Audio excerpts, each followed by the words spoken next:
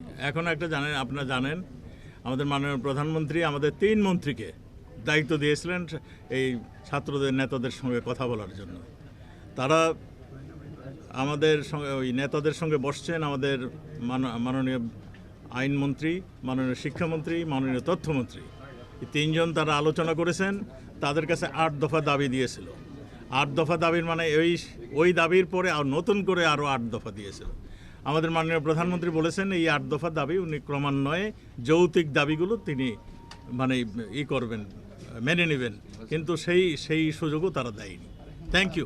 আপনারা এটাও জানেন একজন, তার মধ্যে একজন তার বাবাকে ফোন করেছেন যে আমি আত্মগোপন করলাম আমি ইসে থাকার জন্য, আপনারা আমায় কোথায় আছি জানাবেন না।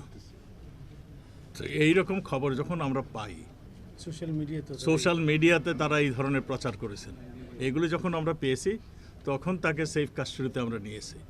আমরা তাদের কাছে জিজ্ঞাসা করছি যে কারা তাকে এই আক্রমণ করতে চাচ্ছে, এগুলি জিজ্ঞাসাবাদ পরে আমরা সিদ্ধান্ত নেব তাকে মানে কিভাবে কি করা যাবে। Thank you. মাননীয় প্রধানমন্ত্রী 2018-তে যে কোটা বন্ধ করে দিয়েছিলেন সেটার উপরে রুলিং জারি করে দিয়ে আবার পুনরায় কোটা চালু করেছিল হাইকোর্ট।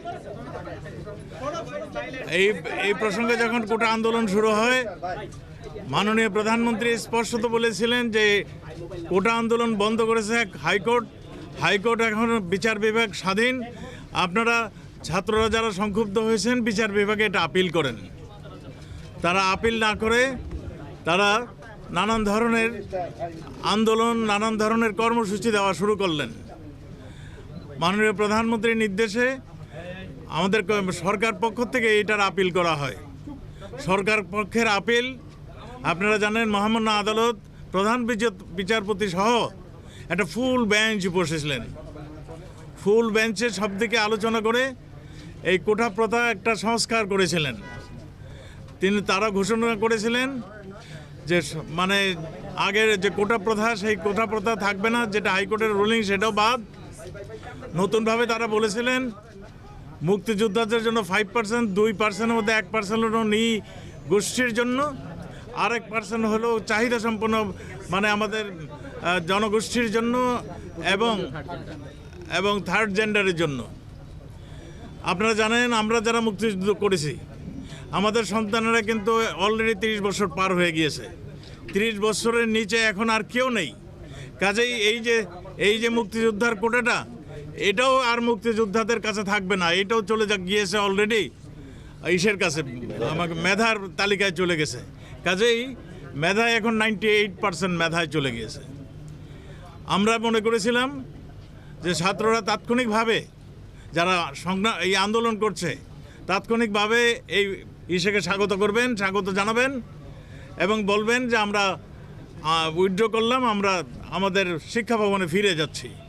কিন্তু আমরা দেখলাম দুঃখের সঙ্গে তারা কাজটি করেনি, কারণ তাদের দ্বারা কন্ট্রোল নয়। এটাই প্রমাণ হয়েছে এই কয়েকদিন, মানে আপনারা এই ধ্বংসের লীলা খেলা দেখে। তারা জামাত, বিএনপি এবং জঙ্গি যারা নাকি স্বাধীনতা চায়নি, যারা জঙ্গির উত্থান ঘটাতে চেয়েছিল, যারা সন্ত্রাস উঠিয়ে আমাদের দেশকে অকার্য করার মানে প্রচেষ্টা নিয়েছিল, তাদের হাতে তারা এখন ক্রীড়ানায়ক হয়ে গিয়েছে।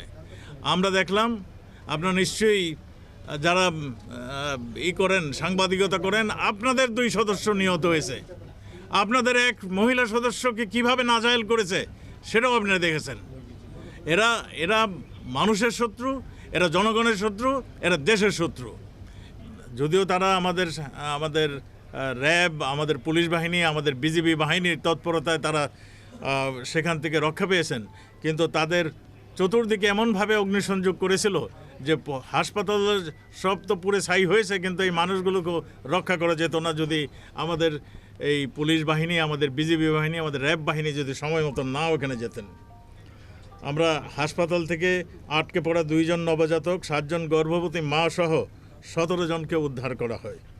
আটকে পড়া হাইওয়ে পুলিশের 31 সদস্যকে হেলিকপ্টার যুগে উদ্ধার করা হয়। সেগুলো আপনারা অনেক। তখন মাননীয় প্রধানমন্ত্রীর নির্দেশনায় আমরা বাধ্য হয়ে সেনাবাহিনীকে আমরা এই পিসফুল অ্যাটমসফিয়ার তৈরি করার জন্য তাদের সহযোগিতা চেয়েছি। সেনাবাহিনী এখন দেখছেন কাজ করছে। আমরা মনে করি খুব শীঘ্রই আমরা এই অবস্থা থেকে পরিত্রাণ পাবো।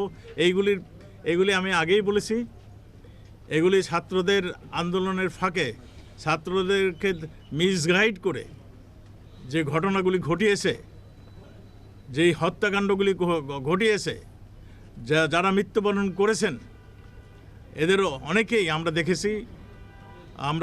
এরা সাধারণ মানুষ। আমাদের আওয়ামী লীগের, আমাদের ছাত্রলীগের অনেক এখানে শাহাদাত বরণ করেছেন। পুলিশ তো 3 জন পুলিশ, একজন আনসার শাহাদাত বরণ করেছেন, একজন পুলিশ মৃত্যুমুখে মানে পাঞ্জা লড়ছেন। আপনারা এই বিভৎস দৃশ্যটা দেখেছেন, আমাদের এক পুলিশ সদস্যকে মেরে তারপর তাকে ঝুলিয়ে রেখেছেন। আপনারা যে যেখানেই দেখেছেন এই ধ্বংসলীলা মানুষকে জানান, মানুষকে প্রচার করেন। আর এখন একদিকে একটি মহল সোশ্যাল মিডিয়ার মাধ্যমে এমনই সব গুজব ছড়াচ্ছে, এমনই সব মানে কথা বলছে যেগুলি শুনলে সাধারণ মানুষও মানে ঠিক থাকতে পারে না, বিভ্রান্ত হচ্ছে। আপনারা সাংবাদিক, আপনাদের দায়িত্ব এটা। আপনারা এই গুজবের থেকে আমাদের দেশবাসীকে বাঁচাবেন।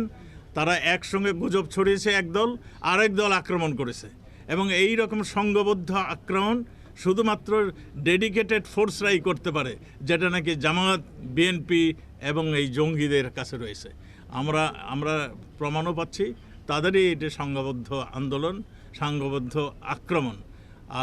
আমরা ধৈর্যের সঙ্গে, আমরা 19 তারিখের আগ পর্যন্ত পুলিশ অনেক ধৈর্যের সঙ্গে এই যাত্রাবাড়ি বলেন, থানা লুট মানে অ্যাটাক করছে, উত্তরায় থানা লুট করছে, এখানে কদমতলি একের পর এক এই করছিল, সব কিছু বিপর্যস্ত করে দিয়েছিল। পুলিশ বাহিনী অত্যন্ত ধৈর্যের সঙ্গে এগুলোকে মোকাবেলা করেছেন। আপনার এই যে যারা গুজব ছড়াচ্ছে তাদের বিরুদ্ধে আপনাদের অবস্থান থাকবে। সত্যিকারের ঘটনাটা কি